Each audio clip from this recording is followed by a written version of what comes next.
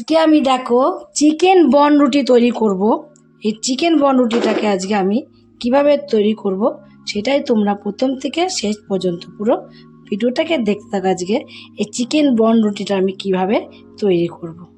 তার জন্য আমি এখানে একটা দেখো বোল নিয়ে নিয়েছি। এই বোলের মধ্যে দিয়ে দেবো চিনি, দেবো এখানে আমি 2 চামচ চিনি নিয়ে নিয়েছি। করে জল দিয়ে চিনিটাকে একটুখানি ফাটিয়ে নেবো। একটুখানি নাড়িয়ে নিয়েছি, ফাটিয়ে নেবো বলছি কেন, আর দিয়ে দেবো এখানে আমি 1 চামচ 1/2 চামচ দেখো ইস্ট দিয়ে কিন্তু রেগুলটাকে আমি এবার একটু ফাটিয়ে নেবো ইস্টটা দিয়ে। তারপর আমি কি করবো, এটাকে ঢাকা দিয়ে কিছুটা সময় রেখে দেবো। 10 মিনিটের মতন আমি ভিজিয়ে রেখে দিয়েছিলাম ইস্টটাকে। 10 মিনিট হয়ে গেছে। এবার আমি এর মধ্যে দিয়ে দেবো মেজারিং কাপের 1 কাপ ময়দাটাকে দিয়ে এবার একটু মেখে নেবো।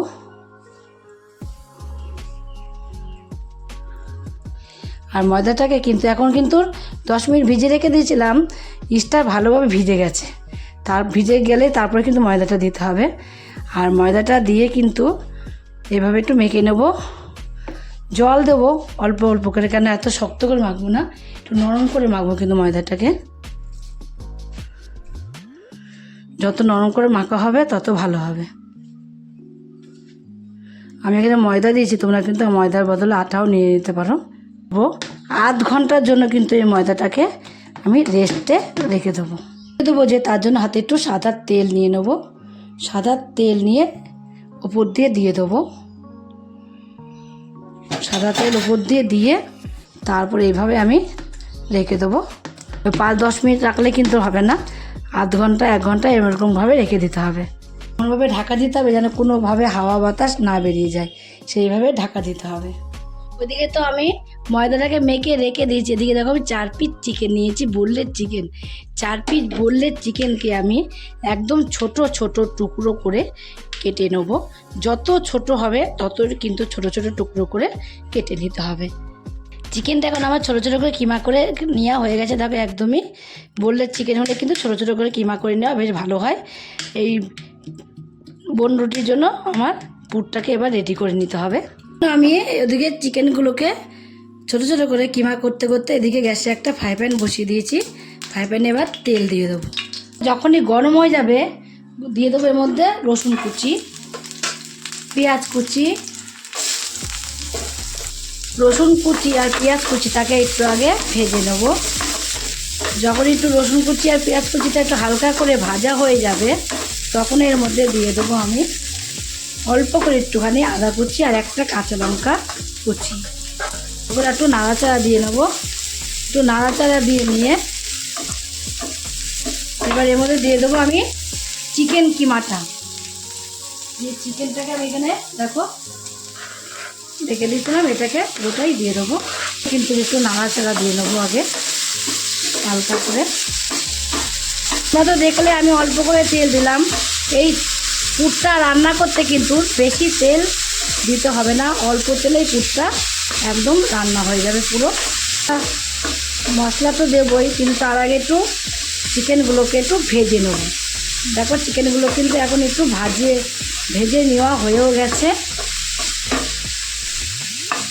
এর মধ্যে দিয়ে দেবো আমি লবণ, হলুদ, লঙ্কার গুঁড়ো, জিরের গুঁড়ো, ধনের গুঁড়ো, সামান্য অল্প একটু জল দিয়ে এবার আমি কষিয়ে নেব। যেন কাঁচা মশলার গন্ধ না বেরোয় সেইভাবে কিন্তু কষাতে হবে। রান্না করবো যত সময় তো একটু দেখবে তেল না বেরিয়ে আসে তত সময় কিন্তু কষাতে থাকবো। এইবার নাড়তে নাড়তে দেখবে যখন কষানো কমপ্লিট হয়ে যাবে তখন দেখবে তেল বেরিয়ে আসবে নিজের থেকেই। আর বেশি তেল দিইনি, সেরকম তেল বেরোবে না, অল্প হালকা হালকা তেল বেরোবে। আর মাংসটা কিন্তু ভালোভাবে সিদ্ধ হয়ে যাবে এতেই। এবার এর মধ্যে দিয়ে দেবো আমি একটু সস, আর দেবো একটু সাই গরম মশলা, টমেটো সসটাকেও দিয়ে দিয়েছি। দিয়েও কিন্তু আর একটু নাড়াচাড়া দিয়ে নিতে হবে। তোমাদের বলেছিলাম না যে তেলটা যতক্ষণ না বেরোয় ততক্ষণ কিন্তু আমাকে রান্না করতে হবে। দেখো তেলটা কিন্তু এখন বেরিয়ে গেছে। তোমরা কী করে বুঝছো? তেল তোমাদের বলেই দিয়েছি যে অল্প করে তেল দেবো, দেখো ধারগুলো দেখলে বুঝতে পারছো কেমন তেল তেল হয়ে আছে। অল্প তেল দিয়েছি বলে কিন্তু আমি বেশি তেলটা বেরাইনি, তাই তোমরা বুঝতে পারছো না। দেখো এখন কিন্তু পুরো কমপ্লিট হয়ে গেছে আমার চিকেনটা। এবার চিকেনটাকে আমি নামিয়ে এক সাইডে ঠান্ডা করতে দেবো। আমি এখানে আধ ঘন্টা রেস্টে রেখে দিয়েছিলাম, তত সময় কিমাটাকে ওদিকে রেডি করে নিয়েছি, কিমাটাতেও রেডি করে রেখেই দিয়েছি। এদিকে দেখো ফুলে কতটা হয়ে গেছে, যখন আমি রাখলাম একটুখানি রাখলাম, নিচে কতটা তার ডবল ফুলে ডবল হয়ে গেছে। দেখো কেমন ফুলে গেছে, দেখেছো কেমন হয়েছে। টেবিলের উপরে নামিয়ে একটু ভালো করে মাখতে হবে, এইভাবে করে মাখতে হবে। এবার আমি কিচেন টেবিলটা একটু ময়দা ছিটিয়ে নেবো। ময়দা ছিটিয়ে নিয়ে এটাকে একটু এভাবে রোলের মতন করে নেবো, করে এবার যে কটা করবো সেই কটা ভাগ করে নেবো, এইভাবে করে কেটে নেবো। এটাকে আমি কিন্তু বেশি করব না, আমি 3টে করব, তাই 3 ভাগে ভাগ করে নিয়েছি।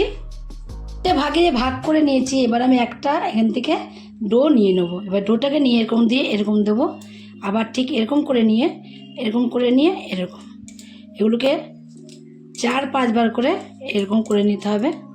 একটুখানি আমি কিন্তু সাদা তেল মাখিয়ে নিয়েছি। সাদা তেল মাখিয়ে নিয়ে এগুলোকে এরকম করে নেবো। সব কটাকে কিন্তু এইভাবেই করে নিতে হবে। কিন্তু আমি একই রকম করে রেডি করে নিয়েছি। রেডি করে নিয়ে এখন একটা আমি হাতে মধ্যে নিয়ে নেবো ডো। হাতটাকে পরিষ্কার করে ধুয়ে নিয়েছি, নিয়ে এইভাবে একটুখানি মধ্যেখানটা একটু চারোপাশে এরকম বাটি মতন একটা শেপ দিয়ে নেবো, এরকম বাটির মতন শেপ দিয়ে এর মধ্যেখানে যে চিকেন পুরটাকে আমি রেডি করে রেখে দিয়েছিলাম, সেকে চিকেন পুরটাকে এখান থেকে নেব, এখানে দিয়ে দেবো। যতটা পারবে তোমরা চেপে চেপে চেপে চেপে বেশি করে কিন্তু দেবে। কেন বলো তো, এই বনরুটিটা যখন তৈরি হয়ে যাবে না, তখন কিন্তু প্রচুর পরিমাণে তোমার হলো বড় হয়ে যাবে, আর এটা ভেতরেই থেকে যাবে। আর একটা কথা তোমাদের বলে দিই, আমি যখন ময়দাটাকে প্রথম ইস্ট দিয়ে মাখছিলাম, তখন কিন্তু ওর মধ্যে লবণ দিয়েছিলাম, সেটা তোমাদের কিন্তু দেখানো হয়নি। অবশ্যই কিন্তু যখন তোমরা ময়দাটাকে মাখবে তো প্রথমেই, তখনই কিন্তু অল্প একটু লবণ তোমরা এর মধ্যে দিয়ে দেবে। দেখো 3টেকেই কিন্তু আমি একই রকম করে 3টের মধ্যেই এইভাবে পুরটাকে ঢুকিয়ে দেবো, তাও আবার মধ্যেখানে। ওদিকে পুর দিয়ে রেডি করে রেখে এখানে একটা আমি থালা নিয়ে নিয়েছি স্টিলের। থালার মধ্যে একটু সাদা তেল দিয়ে এইভাবে মাখিয়ে নেবো। চারিদিকে কিন্তু সাদা তেল মাখিয়ে নিয়েছি। মাখিয়ে এবার আমি রুটিগুলোকে একটা একটা করে এইভাবে একটু উপর দিয়ে একটু এইভাবে শেপ করে নেবো। শেপ করে নিয়ে বসিয়ে দেবো। আর থালাটার মধ্যে এমন করে বসাতে হবে যেন একটু চারিদিকেই ফাঁকা থাকে, সেইভাবে কিন্তু থালাটার মধ্যে বসিয়ে দিতে হবে। আর দেখো একটা থালার মধ্যে কিন্তু আমার 3টে বনরুটি ধরে যাচ্ছে, তাই আমি একটা থালার মধ্যে 3টে বনরুটি একসাথেই বসিয়ে দেবো। ওইদিকে তো আমি রেস্টে রেখে দিয়েছি। এদিকে দেখো একটা বাটি নিয়েছি, বাটির মধ্যে একটা ডিম আমি ফাটাবো। ফাটিয়ে ডিমটা কিন্তু কিছুই নেবো না, শুধু ডিমের কুসুমটা নেব আমি। বাটির মধ্যে আমি কুসুমটাকে পুরোটা নিয়ে নেব, কুসুমটাকে নিয়ে দিয়ে নেবো। এই কুসুমটাকে ফাটিয়েও আমি এক সাইডে রেখে দেবো। আমি একটা গ্যাসে কড়াইতে কিছুটা জল দিয়ে দিয়েছি। জল দিয়ে কিন্তু জলটা অনেকটা এখন ফুটে গেছে। যখনই জলটা একটু ফুটে বা গরম হয়ে যাবে, তখনই কিন্তু এই যে আমি থালার মধ্যে রেখে দিয়েছিলাম বনরুটির থালাটা এখানে আমি বসিয়ে দেবো। কুসুমটাকে ফাটিয়ে নিয়েছি, একটা ব্রাশ নিয়েছি, ব্রাশ দিয়ে এই গায়ে উপরগুলোতে এইভাবে দিয়ে দেবো। সব কটা রুটির উপরেই দিয়ে দেবো।